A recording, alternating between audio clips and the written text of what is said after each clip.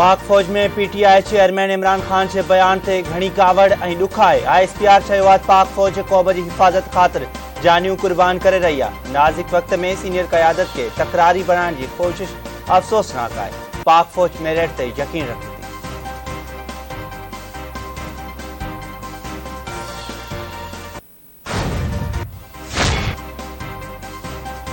पाक फौज जे सिपाहीअ खां जनरल ताईं हर एक मुहिब वतन आहे। सॼी क़ौम खे नज़र अचे पियो त फितनू केरु आहे। पीपल्स पार्टी जे शरीक चेयरमैन आसिफ अली ज़रदारी चयो आहे त अॼु सभिनी खे इंसान ऐं हैवान जो पतो पइजी वियो।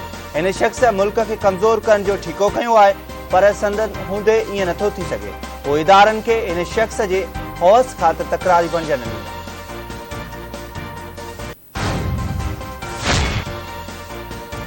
तारीख़ में पहिरियों भेरो एतिरी तबाही आई आहे। सिंध जे मुतासिर ज़िलनि में अञा बि पाणी बीठल आहे। वज़ीर आज़म शहबाज शरीफ़ चयो आहे त सिंध में बरसात तबाही आंदी, लखे माण्हू बेघर थी विया। बरसातुनि सबबि सिंध में सभ खां वधीक नुक़सान थियो। वज़ीर आज़म शहबाज शरीफ़ तरफ़ां कंबर शहदादपुर ज़िले जो दौरो। वज़ीर आज़म ॿोॾि मुतासिरनि सां मुलाक़ातूं करे मसइला मालूम कया ऐं ॿोॾि सबबि थियल नुक़सान ऐं इमदादी कार्रवाईअ जो जाइज़ो वरितो। वज़ीर आज़म शहबाज शरीफ़ इमदादी कैंपुनि जो दौरो बि कयो।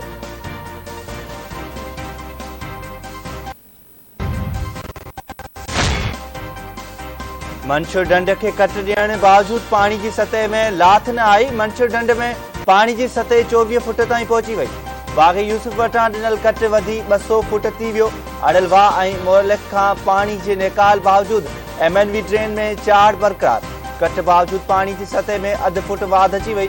मंछर के RD 25 खां RD 55 विच में ॿीहर कट न ॾियण जी सूरत में वॾे नुक़सान जो अंदेशो पैदा थी वियो।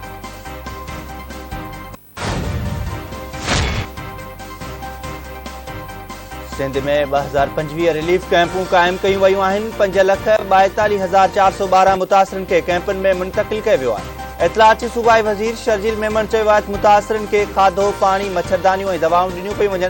मुतासिरनि में 1,31,988 टेंट विराया विया। कराची जे 4 ज़िलनि में 40 रिलीफ कैंपूं क़ाइम आहिनि। कराची जे रिलीफ कैंपनि में 17,137, हैदराबाद जे 286 कैंपनि में 78,761, सखर डिवीज़न जे 568 कैंपनि में 66,622 मुतासिर तरसियल आहिनि। सूबाई वज़ीर मौजिब शहीद बेनज़ीराबाद जे 576 कैंपनि में 1,91,192, लाड़काने जे 481 कैंपनि में 2,31,803 ऐं मिरपुखास डिवीज़न जे 68 कैंपनि में 39,758 मुतासिर तरसियल आहिनि।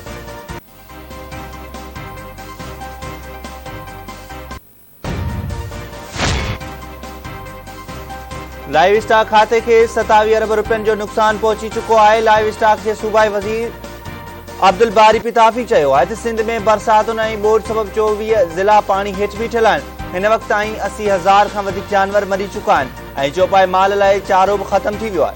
50% जानवरनि खे रुगो हिकु महीनो चारो ॾियण लाइ 90 अरब रुपया घुर्बल आहिनि। वॾे वज़ीर खां वैक्सीन लाइ 1904 मिलियन जी समरी मोकिली आहे। चौपाई माल जे चारे लाइ ॿी समरी 18 अरब रुपयनि जी मोकिली आहे त असां 10% जानवरनि खे चारो ॾेई सघूं। भाॻिया सस्तो माल खपाए पेट लाइ राशन वठण ते मजबूर आहिनि।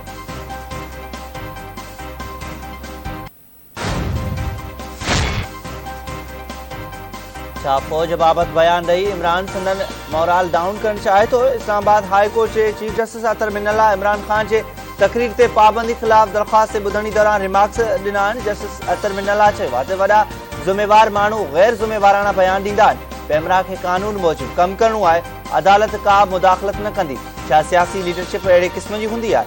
छा गेम ऑफ थ्रोन्स लाइ हिकु शइ खे दाव ते लॻाए वेंदो आहे? पाकिस्तान जूं फ़ौजूं मुल्क लाइ जान कुर्बान कंदियूं आहिनि। जेकॾहिं को गैर क़ानूनी कमु करे थो त सभु तनक़ीद कंदा आहिनि। पंहिंजे बि ख़ुदि एहतिसाबी करियो त छा करणु चाहियो था। अदालत पैमरा खे सुप्रीम कोर्ट ऐं जे फ़ैसिले जी रोशनी में तक़रीरूं ऐं बयान रेगुलेट करण जो हुकुम ॾींदे इमरान खान जी दरख़्वास्त मोकिलाए छॾी।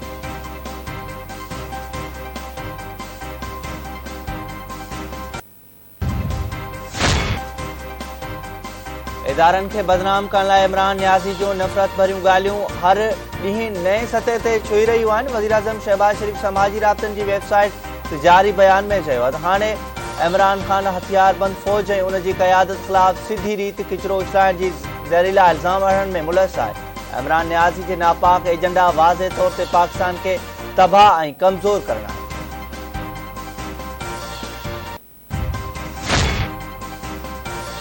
बचाव वारे वज़ीर ख्वाजा आसिफ चयो आहे त फ़ौजी क़यादत बयान ॾियण ते इमरान ख़ान खे मुल्की सलामती लाइ ख़तरो करार ॾेई छॾियो। संदसि चवण त हाणे इमरान ख़ान मैशियत ऐं दिफ़ा ते हमला करे रहियो आहे। PTI चेयरमैन मुल्क में ॾफेड़ चाहे थो। इमरान ख़ान पंहिंजे इक़्तिदार दौरान मुल्क खे नुक़सान पहुचायो। इमरान ख़ान पाक फ़ौज खे तनक़ीद जो निशानो बणायो। वफ़ाक़ी वज़ीर एहसन इक़बाल चयो आहे त PTI हुकूमत कश्मीर जो सौदो कयो। इमरान ख़ान जी हुकूमत में का बि रिथाव मुकमल न थी।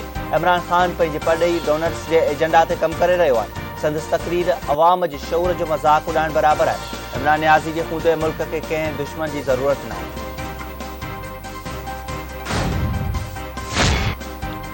PTI चेयरमैन इमरान ख़ान सखर पहुची वियो। इमरान ख़ान सखर में इमदादी कैंपनि जो दौरो करे ॿोॾि मुतासिरनि सां मुलाक़ात कई। इमरान ख़ान PTI वर्कर्स सां गॾु रिलीफ प्रोग्राम जो इफ़्तिताह करे।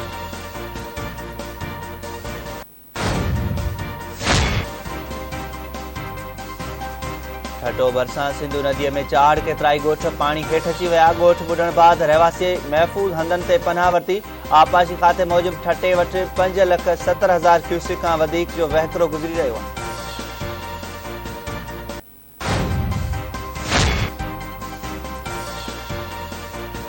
ऐं मलीर में ऑयल टैंकर वैन मथां चढ़ी वियो। 4 ॼणा थले ते फ़ौत, 30 ज़ख़्मी, 2 ज़ख़्मी अस्पताल में फ़ौत थियण जा इतला। स्टील मिल मोड़ वटि तेज़ रफ़्तार ऑयल टैंकर वैन मथां चढ़ी वियो। 4 ॼणनि मौक़े ते चीबारची साह ॾेई छॾियो। चीबारची वेलनि में वैन में फाथल फ़ौतियुनि जा मड़ ऐं ज़ख़्मियुनि खे कढण अस्पताल पहुचायो।